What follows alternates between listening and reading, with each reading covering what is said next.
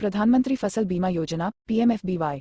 Prelims के लिए प्रधानमंत्री फसल बीमा योजना पीएमएफबीवाई, जीरो प्रीमियम सब्सिडी फसल बीमा। मेंस के लिए प्रधानमंत्री फसल बीमा योजना, सरकारी नीतियां और हस्तक्षेप। चर्चा में क्यों?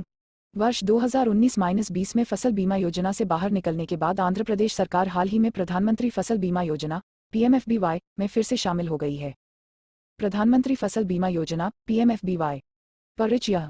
पीएमएफबीवाई को वर्ष 2016 में लॉन्च किया गया तथा इसे कृषि और किसान कल्याण मंत्रालय द्वारा प्रशासित किया जा रहा है।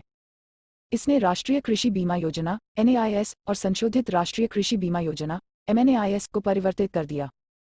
पात्रता: अधिसूचित क्षेत्रों में अधिसूचित फसल उगाने वाले पट्टेदार, जोतदार किसानों सहित सभी किसान कवरेज के लिए पात्र हैं।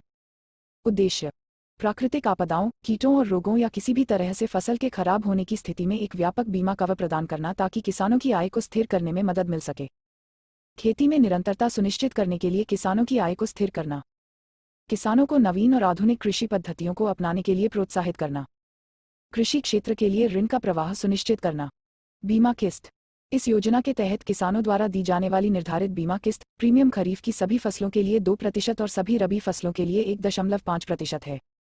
वार्षिक वाणिज्यिक तथा बागवानी फसलों के मामले में बीमा किस्त 5% है। किसानों द्वारा भुगतान की जाने वाली प्रीमियम दरें बहुत कम हैं और प्राकृतिक आपदाओं के कारण फसल के नुकसान के खिलाफ किसानों को पूरी बीमा राशि प्रदान करने के लिए शेष प्रीमियम का भुगतान सरकार द्वारा किया जाएगा। सरकारी सब्सिडी की कोई ऊपरी सीमा नहीं है। यदि शेष प्रीमियम 90% है तो भी वह सरकार द्वारा वहन किया जाएगा। इससे पहले प्रीमियम दर को सीमित करने का प्रावधान था, जिसके परिणामस्वरूप किसानों को दावों का कम भुगतान किया जाता था। यह कैपिंग प्रीमियम सब्सिडी पर सरकार के खर्च को सीमित करने के लिए किया गया था।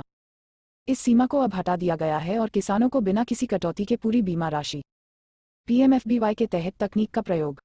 फसल बीमा ऐप: यह किसानों को आसान नामांकन की सुविधा प्रदान करता है। किसी भी घटना के घटित होने के 72 घंटों के भीतर फसल के नुकसान की आसान रिपोर्टिंग की सुविधा। नवीनतम तकनीकी उपकरण: फसल के नुकसान का आकलन करने के लिए सैटेलाइट इमेजरी, रिमोट सेंसिंग तकनीक, ड्रोन, कृत्रिम बुद्धिमत्ता और मशीन लर्निंग का उपयोग किया जाता है। पीएमएफबीवाई पोर्टल: भूमि रिकॉर्ड के एकीकरण के लिए पीएमएफबीवाई पोर्टल की शुरुआत की गई है। हाल ही में हुए बदलाव: यह योजना पहले ऋणी किसानों के लिए अनिवार्य थी, लेकिन वर्ष 2020 में केंद्र सरकार ने इसे सभी किसानों के लिए वैकल्पिक बना दिया है। पहले बीमांकित प्रीमियम दर और किसान द्वारा देय बीमा प्रीमियम दर के बीच के अंतर सहित औसत प्रीमियम सब्सिडी की दर राज्य तथा केंद्र द्वारा साझा की जाती थी एवं राज्य और केंद्र शासित प्रदेश अपने बजट से औसत सब्सिडी के अलावा अतिरिक्त सब्सिडी का विस्तार करने के लिए स्वतंत्र थे।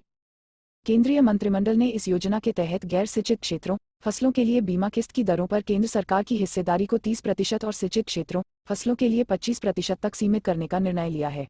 पहले केंद्रीय सब्सिडी की कोई ऊपरी सीमा निर्धारित नहीं थी। पीएमएफबीवाई से संबंधित मुद्दे: राज्यों की वित्तीय बाधाएं: राज्य सरकारों की वित्तीय बाधाएं और सामान्य मौसम के दौरान कम दावा अनुपात इन राज्यों द्वारा योजना को लागू न करने के प्रमुख कारण हैं। राज्य ऐसी स्थिति से निपटने में असमर्थ हैं जहां बीमा कंपनियां किसानों को राज्यों और केंद्र से एकत्र किए गए प्रीमियम दर से कम मुआवजा देती हैं। राज्य सरकारें समय पर धनराशि जारी करने में विफल रही हैं, जिसके कारण बीमा क्षतिपूर्ति जारी करने में देरी हुई है। इससे किसान समुदाय को समय पर वित्तीय सहायता प्रदान करने की योजना का मूल उद्देश्य ही विफल हो जाता है। दावा निपटान संबंधी मुद्दे: कई किसान मुआवजे के स्तर और निपटान में देरी दोनों से असंतुष्ट हैं।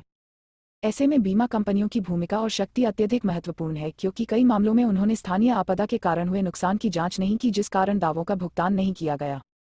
कार्यान्वयन के मुद्दे: बीमा कंपनियों द्वारा उन समूहों के लिए बोली लगाने में कोई दिलचस्पी नहीं दिखाई गई है जो फसल के नुकसान से प्रभावित हो सकते हैं। बीमा कंपनियां अपनी प्रकृति के अनुसार यह कोशिश करती हैं कि फसल कम खराब हो तो मुनाफा कमाया जाए। आगे की राह: इस योजना से संबंधित सभी लंबित मुद्दों को हल करने के लिए राज्यों और केंद्र सरकार के बीच व्यापक पुनर्विचार की आवश्यकता है ताकि किसानों को इस योजना का लाभ मिल सके। इसके अलावा इस योजना के तहत सब्सिडी का भुगतान करने के बजाय राज्य सरकार को उस पैसे को एक नए बीमा मॉडल में निवेश करना चाहिए। यूपीएससी सिविल सेवा परीक्षा विगत वर्षों के प्रश्न। प्रधानमंत्री फसल बीमा योजना के संदर्भ में निम्नलिखित कथनों पर विचार कीजिए। 2016। इस योजना के तहत किसानों को वर्ष के किसी भी मौसम में खेती की जाने वाली किसी भी फसल के लिए 2% का एक समान प्रीमियम का भुगतान करना होगा। इस योजना में चक्रवातों और बेमौसम बारिश तथा फसल कटाई के बाद होने वाले नुकसान को शामिल किया गया है। उपर्युक्त कथनों में से कौन सा से सही है? ए केवल एक, बी केवल दो, सी एक और दो दोनों, डी न तो एक और न ही दो। उत्तर बी। व्याख्या: प्रधानमंत्री फसल बीमा योजना केंद्र सरकार द्वारा शुरू की गई फसल बीमा योजना है। इसमें प्राकृतिक आपदाओं, चक्रवात और बेमौसम बारिश, कीटों एवं बीमारियों से फसल कटाई से पूर्व तथा बाद के नुकसान को शामिल किया गया है। अतः कथन 2 सही है।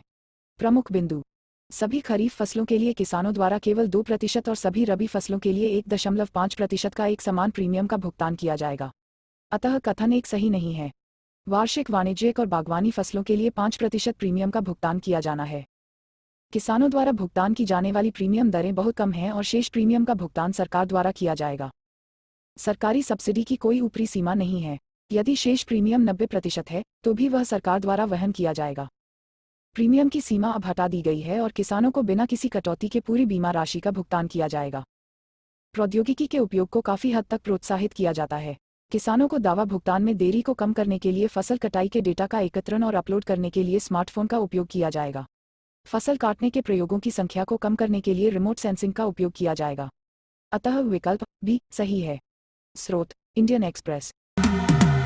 'Cause I've been living life right like I could just die any minute. Going for